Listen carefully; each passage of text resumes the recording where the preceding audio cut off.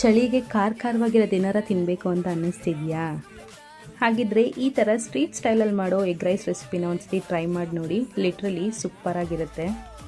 ಜಾಸ್ತಿ ಏನು ಇಂಗ್ರೀಡಿಯೆಂಟ್ಸ್ ಬೇಡ, ಬೇಗ ಮಾಡ್ಬೋದು ಇದನ್ನು. ಸ್ವಲ್ಪ ಶುಂಠಿ, ಬೆಳ್ಳುಳ್ಳಿ ಮತ್ತು ಹಸಿಮೆಣ್ಸಿನ್ಕಾಯಿನ ಪೇಸ್ಟ್ ಮಾಡ್ಕೋಬೇಕು. ಒಂದು ಪ್ಯಾನಿಗೆ ಸ್ವಲ್ಪ ಎಣ್ಣೆ, ರುಬ್ಬಿಕ್ಕಿರೋಂಥ ಮಸಾಲೆ ಹಾಕಿ ಸ್ವಲ್ಪ ಫ್ರೈ ಮಾಡ್ಕೊಳ್ಳಿ. ಸಣ್ಣಗೆ ಹೆಚ್ಚಿರೋ ಈರುಳ್ಳಿ ಹಾಕಿ ಸ್ವಲ್ಪ ಉಪ್ಪು ಹಾಕಿ, ಈರುಳ್ಳಿ ಬೇಗ ಸಾಫ್ಟ್ ಆಗುತ್ತೆ. ಮತ್ತು ನಿಮ್ಗೆ ಎಷ್ಟು ಬೇಕೋ ಅಷ್ಟು ಮೊಟ್ಟೆ ಹಾಕಿ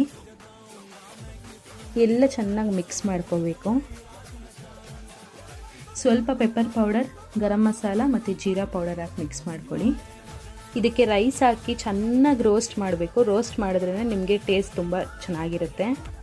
ಆಮೇಲೆ ನಮ್ಮ ಇಂಡಿಯನ್ ಅಥೆಂಟಿಕ್ ಟೇಸ್ಟಿಗೆ ಕೊತ್ತಂಬರಿ ಸೊಪ್ಪು ಹಾಕಬೇಕು. ಟೇಸ್ಟ್ ಇನ್ನೂ ಸಖತ್ತಾಗಿರುತ್ತೆ.